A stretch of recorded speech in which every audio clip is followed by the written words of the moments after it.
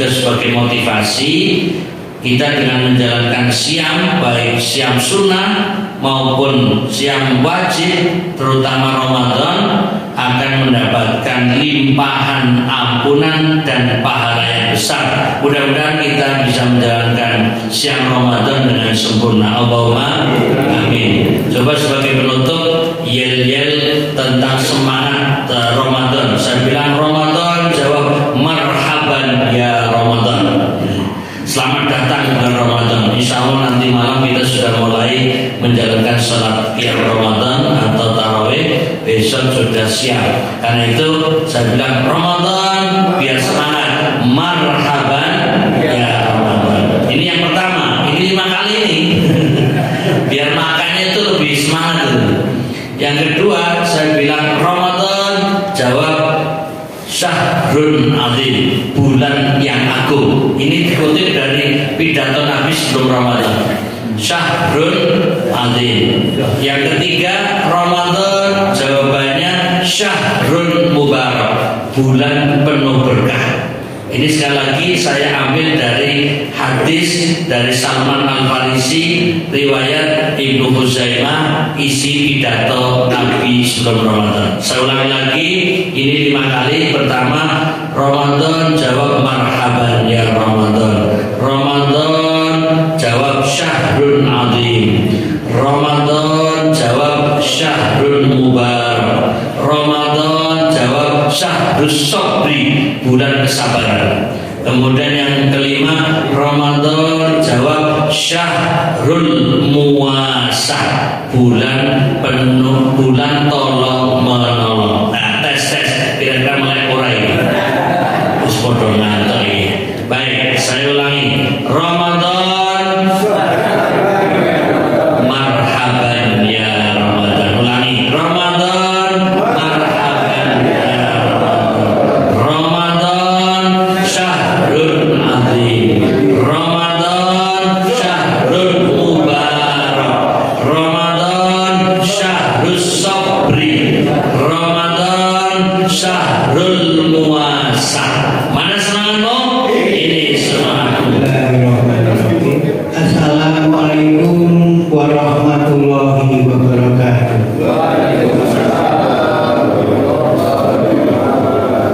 Alhamdulillahirrahmanirrahim. Wassalatu wassalamu ala asrofil anbiya'i wal mursalin wa ala alihi wa sahbihi ajma'in. Asyhadu an la ilaha illallah wahdahu la syarika lah wa asyhadu anna Muhammadan abduhu wa rasuluh. Allahumma sholli ala Muhammad wa ala ali Muhammad kama sholaita ala Ibrahim wa ala ali Ibrahim innaka Hamidum Majid. Rabbi sholli sadri wa yassir li amri wa hlul 'uqdatam min lisani yafqahu qawli. Shadaqallahu alazim. Jamaah salat subuh Masjid Baitul Syukur yang dirahmati Allah Subhanahu wa taala. Marilah yang pertama dan yang utama, kita selalu bersyukur kepada Allah Subhanahu wa taala karena pada pagi hari ini kita masih diberi kenikmatan, utamanya nikmat sehat walafiat. Karena kalau nikmat sehat saja kita belum tentu bisa datang ke masjid untuk melaksanakan perintah-perintah Allah. Tetapi alhamdulillah kita masih diberi afiat sehingga kita bisa melaksanakan sholat subuh berjamaah, dan insya Allah nanti dilanjutkan dengan kajian subuh, dan terakhir insya Allah kita juga sarapan pagi terakhir bulan ini, karena pada besok pagi Masjid Baitul Syukur menyelenggarakan atau melaksanakan puasa Ramadan. Sholawat dan salam marilah Ibu kami terpasanipun jamaah yang berbahagia,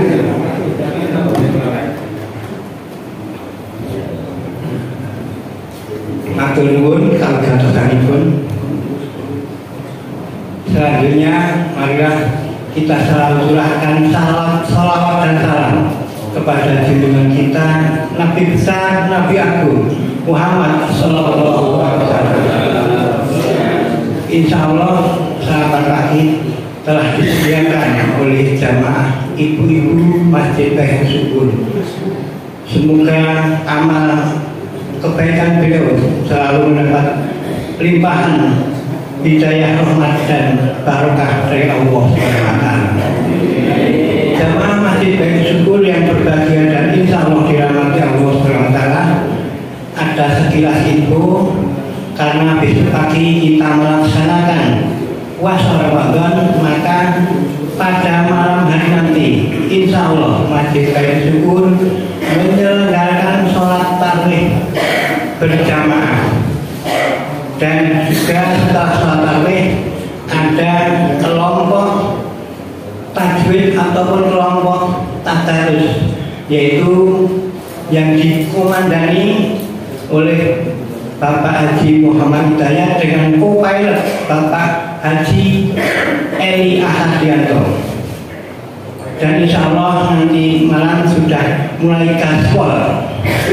Dan juga ada remaja-remaja yang nanti akan dikomandoi oleh remaja masjid untuk menyelenggarakan juga tadarus Al-Quran. Selanjutnya info untuk hari Sabtu besok, insya Allah diselenggarakan pengajian anak-anak. Itu tajilnya akan disediakan oleh Bapak Profesor Dr. Adi Sabandarimo dan Bapak Dr. Iwan Joko Surono. Demikian setelah info. Selanjutnya untuk menyingkat waktu, marilah kajian pada subuh jelang Ramadan tahun ini kita awal bersama dengan bacaan basmalah. Bismillahirrahmanirrahim. Kepada yang terhormat Bapak Haji Furqon Hasbi LC MBDI kami persilakan. Assalamualaikum warahmatullahi wabarakatuh. Waalaikumsalam. Alhamdulillah wassalatu wassalamu ala rasulillah.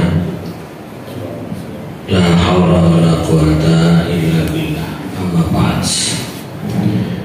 Bersyukur pada Allah Ta'ala, pada subuh hari ini kita masih bisa menjalankan sholat subuh berjamaah dan kita melanjutkan thalabul ilmi, masih melanjutkan materi kita dalam rangka tarhib Ramadan, yaitu menyambut bulan Ramadan dengan membaca ayat-ayat siam dalam Al-Quran. Beberapa pertemuan yang lalu, jadi sudah ini ketiga kali pertemuan kita membaca tentang ayat-ayat siam dalam Al-Quran, dan saya sedikit punya coretan atau tulisan ringkas singkat dan sudah di print, dan nanti bagi yang berminat untuk mendapatkan fotokopi, aku nanti koordinasi dengan Bapak Hidayat ya. Ini baru di fotokopi 3 lembar, 3 ya, moga yang memiliki minat untuk mendapatkannya nanti bisa dikoordinasikan. Pada pertemuan yang lalu ini sedikit mengulang apa yang sudah kita baca, dan hari ini insya Allah kita tuntaskan bahwa di dalam Al-Quran ini ada beberapa istilah pengertian dari kata puasa. Ada kata yang menggunakan siam, dan ini disebutkan dalam Al-Quran itu khususnya di dalam surat Al-Baqarah itu ada kata-kata atau siam dalam Al-Quran dengan berbagai bentuknya, ada 14 kali penyebutan, dan itu ada di dalam 6 surat, terdiri di 11 ayat. Jadi biar kita sedikit mengingat bahwa Di dalam Al-Quran tidak hanya menyebut kata siam itu berkaitan dengan Ramadan saja, dan kata yang ada di dalam Al-Quran ada yang menggunakan kata siam, dan itu disebut 9 kali.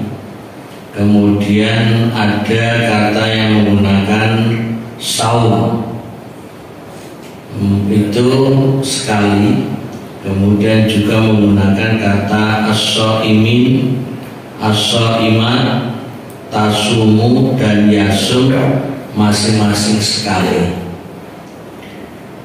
Nah, dari masing-masing itu pembahasannya bervariasi. Ada kata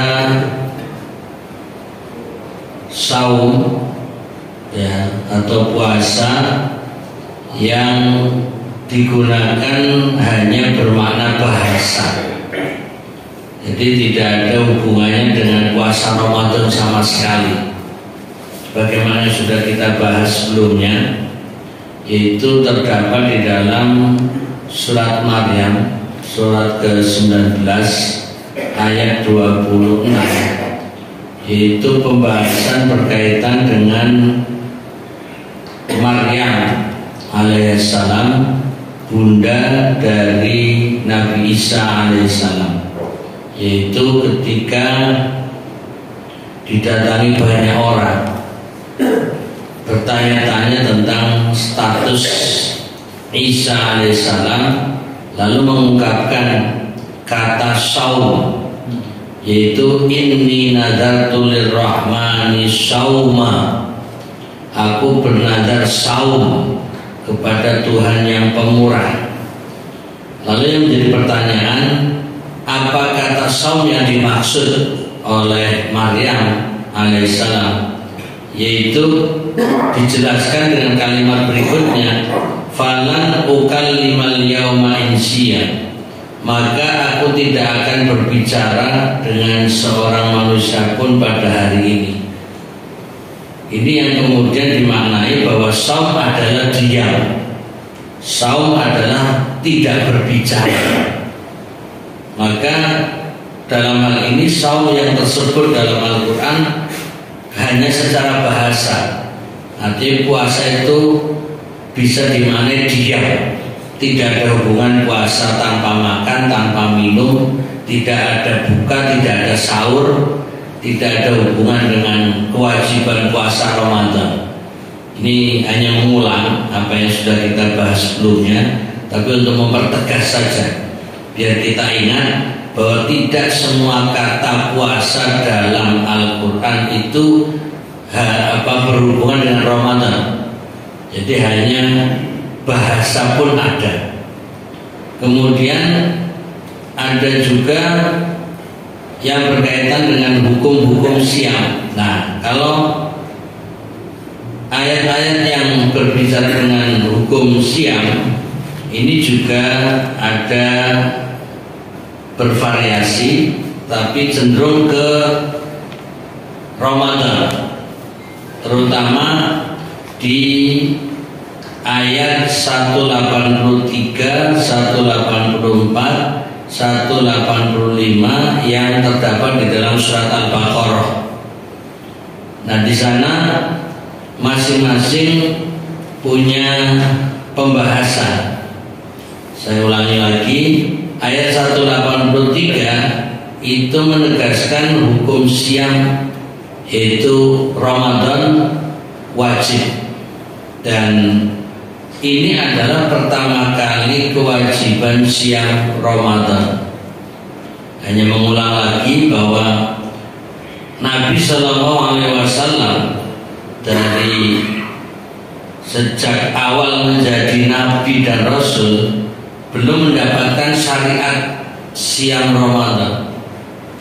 Baru ketika beliau hijrah atau pindah tinggal di Madinah, dan itu 17 bulan atau tepatnya tahun kedua baru mendapatkan ayat yang memerintahkan siam Ramadan yang kita semuanya sudah hafal. Ya ayyuhalladzina amanu kutiba alaikumusiyam. Jadi kalau kita hitung dari sejak kelahiran Nabi tahun 570 ya, ada yang menyebut 571, tapi kita biar mudah hitung 570. Kemudian beliau menjadi nabi di usia 40. Berarti tahun berapakah ketika Nabi Muhammad usia 40 itu? Kan tinggal tambahin 570 tambah 40 sama dengan 610. 610. Kemudian Nabi di Madinah, di Mekah itu 13 tahun setelah menjadi Nabi dan Rasul. Berarti tahun 623 itu Nabi hijrah atau pindah ke Madinah. Lalu 2 tahun kemudian mendapatkan ayat perintah puasa Ramadan. Berarti sekilas untuk mengetahui tahun berapakah Nabi mendapatkan pertama kali kewajiban puasa Ramadan? 625. Ini hanya untuk mengingat-ingat saja, hitungan singkat. Jadi pertama kali ayat turun untuk melaksanakan kewajiban siam Ramadan tahun 625 Masehi atau 2 Hijriah di usia Nabi Muhammad SAW, yaitu 55 tahun. Nah, ini hanya untuk mengenal biar lebih mengingat ya masa-masa kewajiban siam Ramadan. Dan sebelum ada siam Ramadan ada 2 siam, yaitu siam Ayyamul Bid ya, 3 hari di pertengahan bulan setiap bulannya, yaitu saat purnama tanggal 13, tanggal 14, tanggal 15 pakai kalender Komariah, yaitu peredaran bulan. Kemudian ada puasa yang wajib pertama sebelum Ramadan, yaitu hari Asyura. Nah, jadi cara mengucapkannya harus tarik nafas, jangan sampai putus. Bulan Asyura. Nah, ini kalau putus nanti ucapannya nggak enak bagi orang Jawa ini. Ya, jadi itu sebelum Ramadan. Nah, jadi baru kemudian kewajiban siam ditetapkan di ayat 183 surat Al-Baqarah. Setelah ada ketetapan ya siam Ramadan, baru kemudian lanjutannya ayat 184 dalam surat Al-Baqarah itu berkaitan dengan keringanan bagi orang yang merasa berat menjalankan siam, yaitu boleh diganti dengan membayar fidyah. Yang seperti orang sakit, orang yang sangat tua, wanita hamil dan menyusui. Nah, ini untuk menunjukkan satu sisi kewajiban, tapi sisi yang lain keringanan. Tapi juga harus bisa membedakan dari sisi hukumnya. Ini sekalian sisipan berkaitan dengan hukum-hukum di bulan Ramadan, terutama bagi kaum wanita. Ini paling berat dan repot menyikapi kewajiban siam Ramadan. Apakah sama wanita hamil dan menyusui dengan wanita melahirkan yang kemudian berdampak nifas? Ini seringkali banyak bertanya. Ya, dan pertanyaan itu mengarah kepada keringanan. Bapak Ibu mungkin khususnya bapak-bapak nggak pernah mikir, karena apa? Nggak pernah mengalami nifas, jadi nggak pernah bertanya. Tapi kalau ibu-ibu, saya dalam waktu-waktu ini sudah banyak orang bertanya, entah dalam pengajian langsung maupun lewat WhatsApp, dan mintanya dijawab pakai ngetik satu persatu ini. Itu rata-rata kaitannya dengan hukum nifas. Jadi ketika kita tetapkan bahwa wanita nifas itu hukumnya sama dengan wanita haid, itu kurang menerima. Karena apa? Nifas kan lebih panjang daripada haid, sehingga berharap orang yang nifas ketika di bulan Ramadan tidak siam itu boleh diganti fidyah seperti halnya orang menyusui dan orang hamil. Nah, ini beda sebenarnya, dua hukum yang berbeda. Memang di dalam Al-Quran tidak menyebut wanita hamil, wanita menyusui, wanita haid, wanita nifas, itu tidak ada rinciannya. Tapi bisa dipahami dari penafsiran para ulama, ya, dan juga penjelasan tentunya dari Nabi SAW berkaitan dengan mana yang diganti dengan qadha fa'idatun min ayyamin ukhar, yaitu diganti di hari yang lain di luar Ramadan, dengan fafidyatun ta'amu miskin, yaitu fidyah dengan memberi makan kepada orang miskin.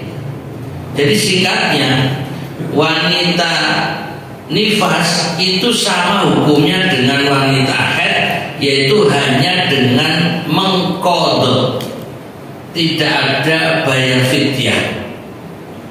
Lalu pertanyaan selanjutnya, bagaimana bagi wanita nifas yang kemudian mengqadha karena banyaknya hari yang tidak dilaksanakan siam atau banyaknya harinya harus diqadha, ketemu Ramadan belum lunas, belum rampung.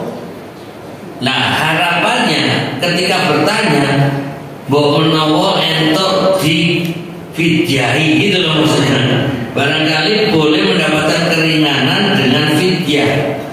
Saya sebagai laki-laki yang tidak pernah nifas, jawabnya juga pakai perasaan.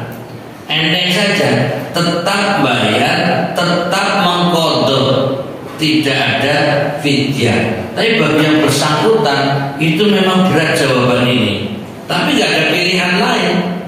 Gak bisa kita tawar-menawar dengan memberi jawaban yang lebih ringan. Harapannya bagi wanita yang mengalami nifas saat Ramadan itu menggantinya dengan fidyah. Padahal itu tidak ada. Yang ada kalau di bulan Ramadan dalam keadaan hamil lalu gak menjalankan siam, malah ringan, bisa diganti dengan fidyah. Atau wanita menyusui, jadi melahirkannya jauh-jauh hari sebelum Ramadan, nifasnya sudah selesai, di bulan Ramadan menyusui, maka berlakulah fidyah bagi wanita yang menyusui itu. Nah, ini dua hukum yang berbeda. Ya, monggo Bapak Ibu yang punya mungkin anak perempuan atau cucu atau yang mungkin istri yang masih melahirkan, ini perlu juga memahami ilmunya. Jadi tidak hanya pengetahuan ini bagi ibu-ibu saja, bapak-bapak ya yang kong ya. Jadi ini harus juga paham biar bisa memberi penjelasan kepada keluarga. Nah, ini hanya sisipan terkait dengan ayat-ayat siam di dalam Al-Quran. Itu ada yang berkaitan dengan hukum. Itu tepatnya di ayat 184 surat Al-Baqarah. Nanti lebih detailnya bisa dikaji lebih lanjut. Kemudian kalau ini tambahan lagi, orang yang sudah sepuh, orang yang sudah tidak sanggup menjalankan siam, itu baru boleh diganti dengan fidyah. Itu juga nanti pertanyaannya, berapa takaran fidyah? Nah, ini yang juga menjadi jawabannya bervariasi. Karena standarnya adalah kalau para ulama mengukurnya dengan mud, ya. Jadi mud itu satu genggam, ya, satu genggam tangan atau genggaman tangan, ya, yang takarannya makanan pokok setempat. Kalau umpamanya di Arab gandum, ya, karena makannya roti. Arab itu ya dulu Mekah, Madinah. Kemudian orang Indonesia makannya nasi, maka pakainya beras. Lalu dihitung berapa harga beras itu. Nah, ini bisa berbeda harganya, ya, di Jakarta dengan Solo. Maka ketetapan harga pun berbeda. Kalau tadi harga gandum di Arab dengan harga beras di kita beda, maka kalau ditanyakan berapa rupiah, itu bisa beda jawabannya. Umpamanya standar di Jakarta ada yang menaksir sekarang fidyah itu sekali memberi itu nilainya 60.000 dengan harga sekarang harga beras yang berlaku.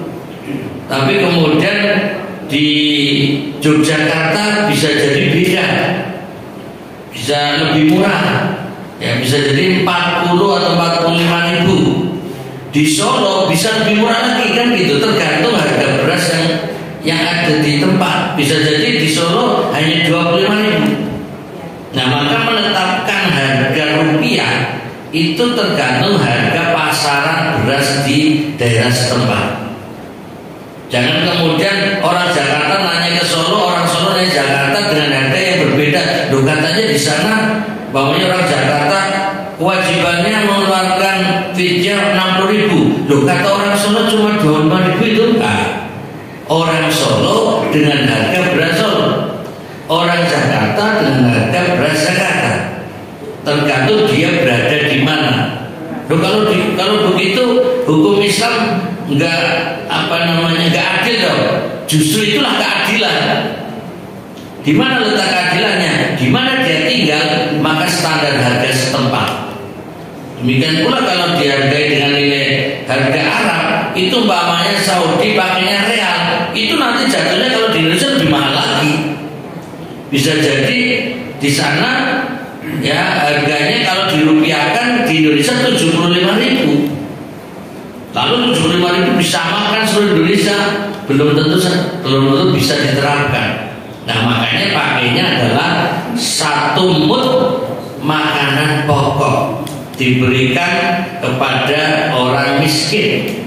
Lalu orang miskin yang diberi, apakah orang yang dikenal atau tidak dikenal, atau bahkan boleh nggak internal keluarga? Jawabannya bebas. Tapi kedepankan justru diberikan kepada miskin di tengah-tengah keluarga sendiri, zawil qurba. Jadi di dalam membayarkan fidyah kepada to'amu miskin, makanan orang yang dianggap nilai secara sosial ekonominya miskin, itu kalau bisa dicari dari keluarga sendiri, keluarga yang di luar tanggung jawab nafkah. Umpamanya adik, kakak, ya, ponakan atau sepupu atau mungkin Pak Le, Bule, Pak De, Bude itu boleh. Kalau mereka mendapatkan atau berhak mendapatkan itu pemberian atau dianggap maaf sebagai orang miskin lah sikapnya, itu boleh. Nah, ini hanya untuk memperjelas kepada siapa fidyah itu diberikan. Ada lagi pertanyaan yang agak tanda kutip rumit, ya. Bagaimana bila orang di bulan Ramadan dia pekerja keras dan tidak sanggup menjalankan siam. Nah ini jawabnya gimana? Mau bilang tetap wajib siam atau puasa Ramadan, tapi dia tidak kuat. Sementara kalau suruh istirahat bekerja biar tetap menjalankan siam, tidak mungkin, karena itu untuk menghasilkan nafkah. Coba bagi kita yang mungkin tidak pekerja keras atau bekerja berat, ngomongnya gampang. Kamu wong iman wajib poso, wajib dalam keadaan apapun, ngomongnya gampang, menetapkan hukum. Tapi bagi yang bersangkutan, betapa beratnya kata-kata yang diucapkan itu. Nah ini mulai pakai baper perasaan. Iya ya, karena dia umpamanya harus ngecor ya, berat, kemudian aspal panas ya, pekerja-pekerja berat itu. Nah sementara dia harus bekerja siang hari ya, secara hati iman, secara keyakinan tahu wajib, secara ilmu paham ini Ramadan wajib berpuasa, tapi ketika menjalankan nggak kuat, dan kalau puasa dia nanti jadi nggak bisa bekerja. Nah ini berarti ayatnya bisa menjadi dalil walal ladzina yutiqunahu, bagi orang yang tidak sanggup menjalankannya fafidyah, maka boleh bayar fidyah. Nah ini terkait dengan hukum-hukum yang terkandung dalam Al-Quran, yaitu berkaitan dengan fidyah. Nah ini bisa, umpamanya ada orang memberi saran, ya pas Ramadan memang tidak menjalankan siam karena kerja keras, ya nanti bayar qadha di luar Ramadan. Padahal dia mengatakan saya kerja tanpa henti, nggak ada batasan Ramadan atau di luar Ramadan. Di luar Ramadan juga tetap bekerja keras. Oh, mau nih? Ya sudah, akhirnya untuk bayar fidyah. Nah berat lagi ketika bilang bagaimana saya harus bayar fidyah, penghasilan saya juga pas-pasan untuk makan dan minum saja, itu berat juga ngepas dari penghasilan saya kerja. Nah coba ini tambah rumit itu menjawabnya ini. Untuk mengqadha tidak sanggup bayar fidyah, nggak ada dana untuk bayar fidyah, tapi dia merasa iman dan paham siam Ramadan itu wajib. Kira-kira jawabannya apa Pak? Ya mumat ini. Jadi bayar fidyah pun nggak bisa, mengqadha tidak sanggup, akhirnya ya sudah bebas hukum. Nah gimana lagi? La yukallifullahu nafsan illa wus'aha. Allah tidak membebani seorang kecuali sesuai dengan kemampuannya. Ya sudah, kita mentoknya di situ. Ya urusan nanti di hadapan Allah tanggung jawab sendiri. Nah itu seperti kasus nanti pembahasan masalah hukum bagi orang yang melanggar ketika di bulan Ramadan. Nanti sedikit kita tambahkan. Kemudian pada kaitannya dengan hukum siam di dalam Al-Quran, itu juga dicantumkan di ayat 185 bahwa menjelaskan hukum siam ya, bagi orang yang mukim dan sehat menyaksikan bulan Ramadan wajib siam. Jadi ada hubungan dengan ayat 183. Allah Ta'ala menurunkan ayat bulan Ramadan, yaitu syahrul Ramadan alladzi unzila fil Qur'an, yang di dalamnya diturunkan Al-Quran, hingga firman-Nya, maka barang siapa di antara kalian yang menyaksikan, faman syahida minkum syahra falyasum, maka hendaklah siam. Berkata Mu'adz bin Jabal, Allah mewajibkan bagi yang bermukim dan sehat serta musafir untuk siam. Sementara orang yang sudah tua yang tidak mampu, siam diwajibkan atau tidak mampu siam diwajibkan membayar fidyah. Nah ini tadi sudah kita singgung di ayat 184. Jadi ayat 185 dengan satu ayat 85 ada keserupaan hukum ya berkaitan dengan kewajiban siam Ramadan. Kemudian berkaitan dengan tata cara siam. Ya, di dalam Al-Quran juga ada pembahasan tentang tata cara siam. Ini mengulangi malah jadi lebih panjang. Bahwa Allah Ta'ala menyebutkan kata siam 2 kali dalam surat Al-Baqarah ayat 187. Di antaranya berkaitan dengan tata cara siam, yaitu firman Allah, wa kulu washrabu hatta yatabayyana lakumul khaytul abyadu minal khaytil aswadi minal fajr thumma atimmus siyama ilal lail. Makan dan minumlah hingga jelas bagimu perbedaan antara benang putih dan benang hitam, yaitu fajar. Kemudian sempurnakanlah siang, yaitu sampai datang malam. Ini yang sudah pernah kita baca juga sebelumnya, ya, bahwa Mu'adz berkata dulunya mereka makan, minum dan menggauli istri selama belum tidur. Bila sudah tidur mereka terlarang untuk itu. Seseorang dari Ansar yang bernama Sirmah tetap siam hingga sore, kemudian mendatangi keluarganya. Dan setelah itu sholat isya dan tidur. Ia tidak makan dan minum hingga pagi, dan di pagi harinya ia siam.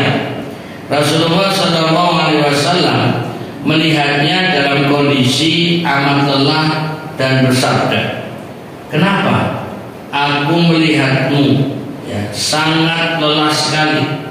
Ia berkata, wahai Rasulullah, kemarin saya bekerja, kemudian saya pulang, kemudian saya merebahkan diri dan tidur, kemudian di pagi harinya saya siam.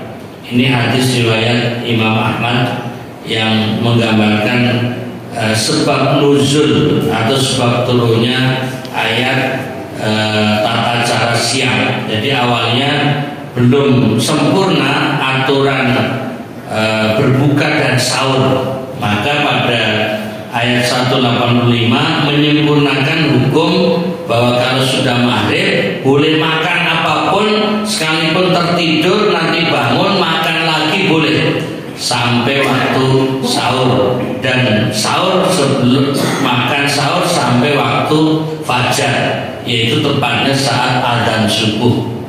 Itu berkaitan dengan hukum tata cara siam. Kemudian hukum jima pada malam siam Ramadan. Nah ini Allah Ta'ala menyebutkan kata siam 2 kali dalam surat Al-Baqarah, yaitu tadi ayat 187. Di antaranya berkaitan dengan hukum jima pada malam bulan Ramadan. Firman-Nya, uhilla lakum lailatas siyamir rafathu ila nisaikum. Dihalalkan bagimu pada malam hari siam bercampur dengan istrimu. Mereka adalah pakaian bagimu dan kamu adalah pakaian bagi mereka. Ini di luar materi sedikit menggambarkan bahwa betapa indahnya Al-Quran menggunakan kata libas. Jadi ini di luar materi tentang hukum jima pada malam siam Ramadan, yaitu dari sisi ungkapan kata. Allah menggunakan antara suami dengan istri pakai libasul, yaitu pakaian. Ini untuk menunjukkan bahwa suami itu ibaratnya pelindung istri, bagaikan pakaian yang menghangatkan, yang menjadi pelindung dari cuaca dingin atau bahkan panas, atau dari hal-hal yang bisa mengganggu pada tubuh. Nah ini maka digunakan kata libas. Tapi demikian pula untuk istri atau wanita itu juga menggunakan kata libas. Jadi sama-sama libas. Jadi wanita juga libasun lakum, yaitu pakaian bagi kalian, yaitu laki-laki, ibaratnya sebagai penghangat bagi kaum laki-laki. Nah, demikian pula tadi bahwa yang namanya laki-laki itu libasun lahunna, pakaian bagi kaum wanita. Sama-sama pakaian tapi bisa dimaknai berbeda. Sebagai laki-laki ya adalah pakaian bagi perempuan itu pengayom, pelindung, penjaga ya. Sementara wanita libas pakaian bagi suami itu lebih kepada penghangat ya, menjadi pendamping yang menyenangkan atau yang selalu menyertainya. Nah, ini sama-sama pakaian tapi tujuannya di sisi fungsi ya. Jadi pakaian itu banyak manfaatnya, banyak fungsinya ya. Bisa pelindung ya, penjaga ya, kemudian yang serta, yang selalu melekat pada tubuh. Nah, ini kesannya bahwa kata libas, pakaian bagi pakaian wanita menggunakan kata libas itu lebih kepada sesuatu yang melekat, yang selalu menyertai suami, yang selalu membersamai, mendampingi. Ya, ini tujuannya adalah untuk gambaran betapa erat hubungan suami istri, menyatu tanpa batas. Nah, ini jadi saya tidak mau lebih dalam lagi, ingin menggambarkan bagaimana suami istri artinya betul-betul menyatu yang tanpa batas itu, hingga apapun boleh dilakukan mereka berdua. Itu. Kemudian pada ayat ini selain pembahasan berkaitan dengan siam, ini sekaligus ya apa yang tercantum dalam ayat ini, bahwa Allah mengetahui bahwa kamu tidak dapat menahan dirimu sendiri. Jadi Allah sepertinya ingin menegaskan kalian manusia, baik itu laki-laki maupun perempuan, memiliki syahwat, memiliki hawa nafsu. Ya, tepatnya seks. Nah, sehingga mereka saling membutuhkan. Karenanya Allah memberi izin, silakan hubungan suami istri hukumnya halal di malam Ramadan, karena ini tidak mungkin ditahan selama 1 bulan. Ini juga untuk menunjukkan bahwa selama 1 bulan itu, kalau maaf ini tidak hubungan suami istri yang mungkin masih muda, yang sudah sepuh kayaknya bergairah ini. Jadi artinya itu tidak mungkin ditahan. Maka dari itu Allah memberi kelonggaran, halal uhilla lakum lailatas syiyam ya, di waktu malam.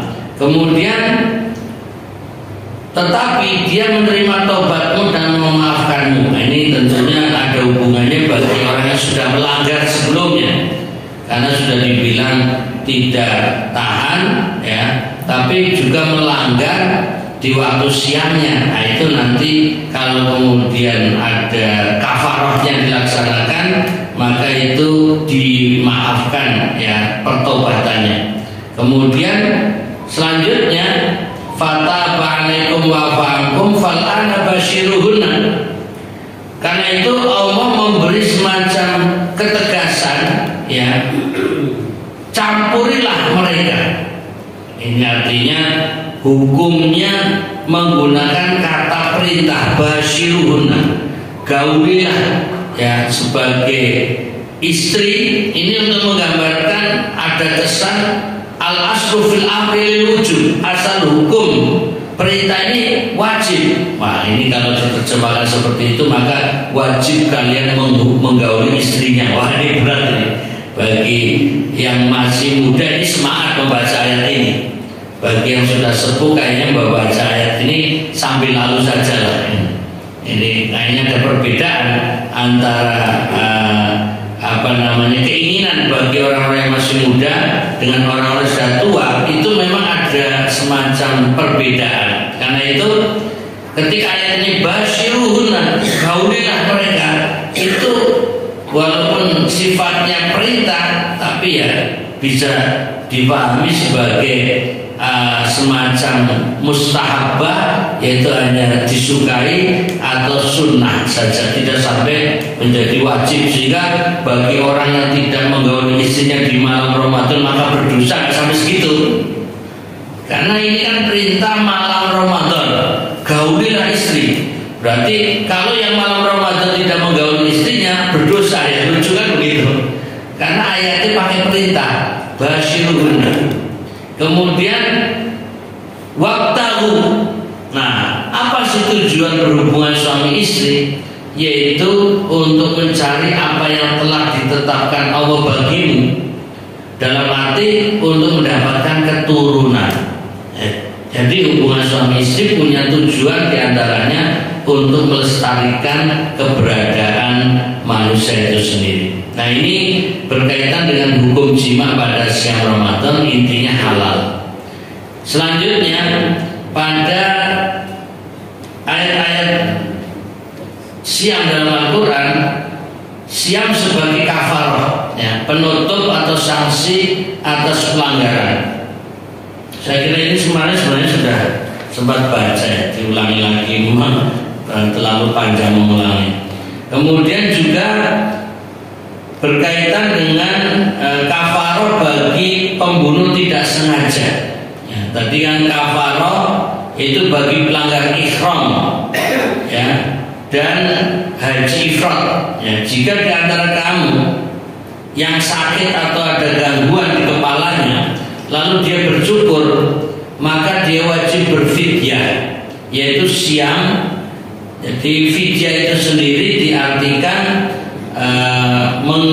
mengganti, yaitu dengan siam, bersedekah atau berkurban. Apabila kamu dalam keadaan aman, maka barang siapa mengerjakan umrah sebelum haji, dia wajib menyembelih hadyu yang kemudian yang mudah didapat. Tetapi jika dia tidak mendapatkannya, maka dia wajib siam 3 hari dalam musim haji dan 7 hari setelah kamu kembali. Itu seluruhnya 10 hari. Jadi yang ingin ditegaskan adalah kata siam dalam Al-Quran dalam hal ini ada yang hubungannya dengan kafarah, yaitu bagi orang yang melanggar saat haji, itu khususnya yang melaksanakan haji ifrat. Haji ifrat itu dia menjalankan haji tanpa mendahului umrah, ya, atau dia langsung, ya, tanpa ada jeda, begitu masuk ke Mekah itu sudah langsung lihat haji. Justru seperti itu ada sanksi atau ada kafarahnya, penutup lah, istilahnya dianggap semacam pelanggaran. Yang paling sempurna haji itu tamattu, ya, yaitu haji umroh dulu, kemudian tahallul, baru kemudian haji. Tapi itu juga tetap ada hadyun atau menyembelih hewan. Sementara bagi orang yang melaksanakan ibadah haji dengan ifrat, ya, itu kalau umpamanya tidak bayar haji, bisa diganti dengan siam atau puasa, dan itu dilaksanakan 3 hari di musim haji, berarti di Mekah, ya, dan kemudian nanti 7 hari setelah pulang, totalnya 10 hari. Jadi intinya puasa itu dalam Al-Quran tidak hanya membahas tentang Ramadan, tapi ada juga yang berkaitan dengan kafarah haji. Sebagaimana juga siam dalam Al-Quran ada yang berkaitan dengan kafarah bagi pembunuh tidak sengaja, ya. Jadi dan tidak patut bagi seorang yang beriman membunuh seorang yang beriman yang lain kecuali karena tersalah atau tidak sengaja. Barang siapa membunuh seorang yang beriman karena tersalah, hendaklah dia memerdekakan seorang hamba sahaya yang beriman serta membayar tebusan yang diserahkan kepada keluarganya, yaitu si terbunuh itu, kecuali jika mereka keluarga terbunuh membebaskan pembayaran. Jadi di ayat ini kemudian di ujungnya, barang siapa tidak mendapatkan hamba sahaya, maka hendaklah dia, yaitu si pembunuh, siam 2 bulan berturut-turut, siam syahraini mutatabi'ain. Jadi yang ditegaskan lagi bahwa puasa dalam Al-Quran tidak hanya Ramadan, termasuk untuk kafaroh bagi orang yang membunuh tanpa sengaja. Nah, membunuh tanpa sengaja itu banyak bentuknya. Jadi umpamanya ada orang melempar batu, kemudian tiba-tiba batu itu menjatuhi orang lain dan meninggal, itu namanya membunuh tanpa sengaja. Nah, salah satu untuk menebus kesalahan itu dengan siam atau puasa 2 bulan berturut-turut. Nah, ini hanya contoh. Orang nabrak orang lain lalu meninggal, itu juga nanti salah satu cara menebus salahnya yaitu dengan kafaroh puasa 2 bulan berturut-turut. Nah, ini berkaitan dengan makna ataupun kata siam yang ada dalam Al-Quran berkaitan dengan kafaroh. Kemudian juga dalam Al-Quran ada kafaroh bagi pelanggar sumpah, yaitu dalam Al-Maidah ayat 89 yang artinya barang siapa tidak mampu melakukannya, maka kafarohnya siam 3 hari. Itu kafaroh sumpah-sumpahmu apabila kamu bersumpah, dan jagalah sumpah. Jadi ini berkaitan dengan kata siam atau puasa, juga puasa yang dilakukan sebagai pengganti atas pelanggaran sumpah. Jadi kalau orang sudah bersumpah tapi kemudian melanggar sumpahnya, ya, itu harus menggantinya dengan siam atau puasa 3 hari.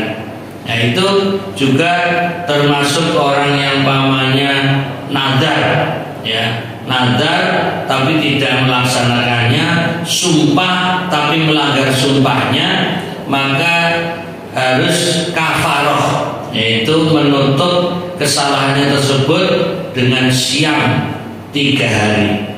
Nah, ini juga menggambarkan bahwa puasa tidak hanya Ramadan, tapi juga ada untuk kafaroh bagi pelanggar sumpah.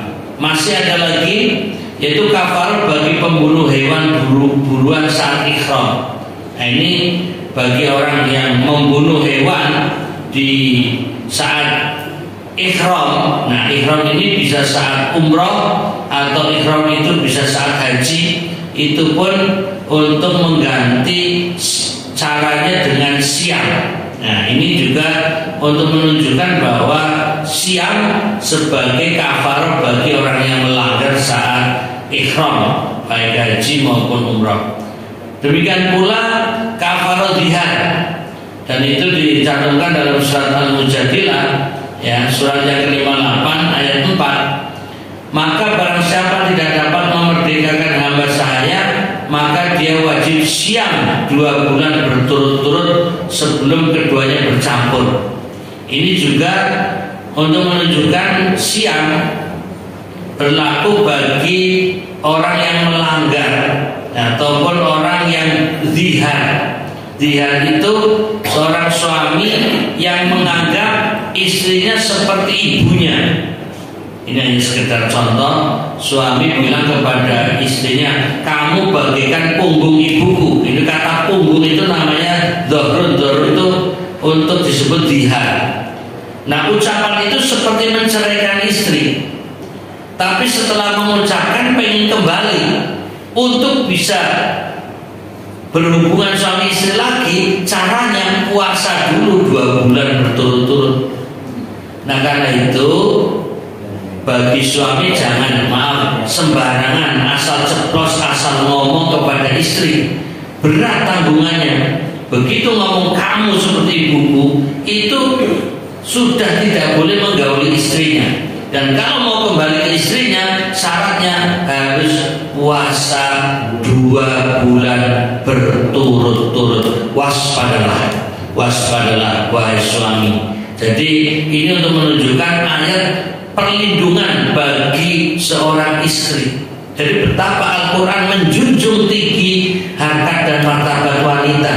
Sampai ucapan seorang suami yang menganggap istrinya sebagai ibunya dianggap seperti sudah tua renta, dianggap sudah haram untuk digaulinya, itu kan dianggap pelecehan dan sebagainya. Nah, Al-Quran itu melindungi dengan hukum yang berat, yaitu menebusnya dengan puasa 2 bulan berturut-turut. Jadi kembali lagi betapa tingginya Al-Quran menjunjung ya hak dan martabat wanita.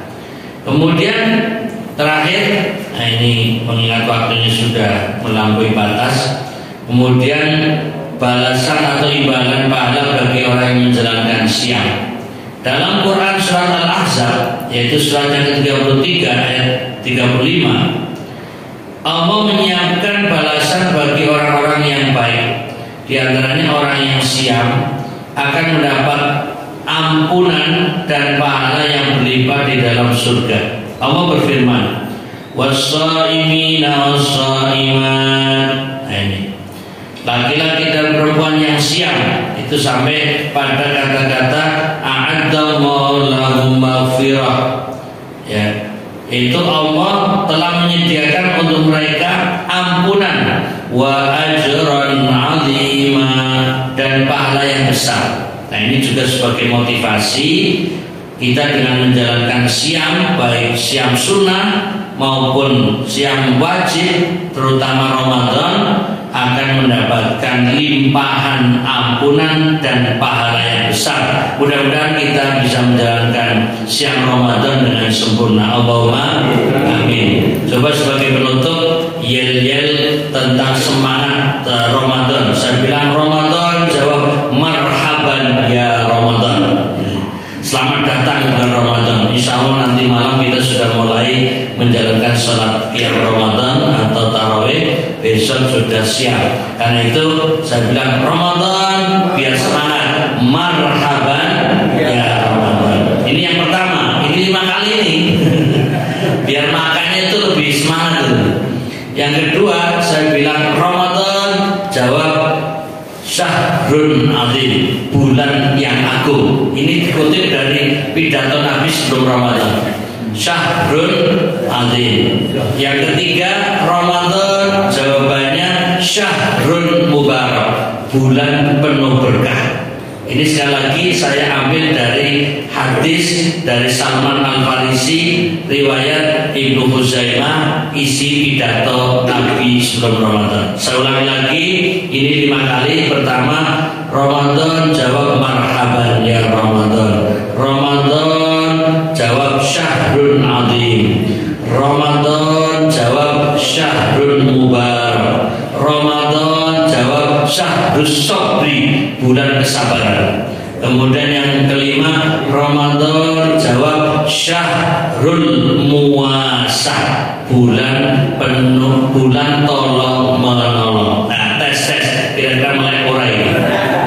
Terus bodoh ngantai. Baik, saya ulangi. Ramadan,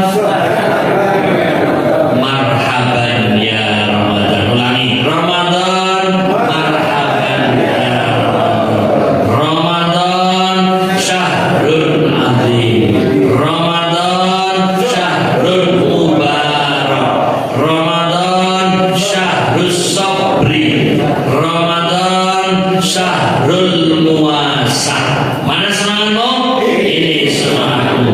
Mudah-mudahan besok kita menjalankan siam dengan gairah, semangat, dan insya Allah mendapatkan pahala yang berlimpah, bulan yang penuh berkah. Amin ya rabbal alamin. Mohon maaf lahir batin. Akhirul kalam. Subhanakallahumma wa bihamdika asyhadu an la ilaha illa anta astaghfiruka wa atubu ilaik. Bagi yang mengendaki fotokopinya silakan nanti hubungi Ustaz Hidayat. Assalamualaikum warahmatullahi wabarakatuh.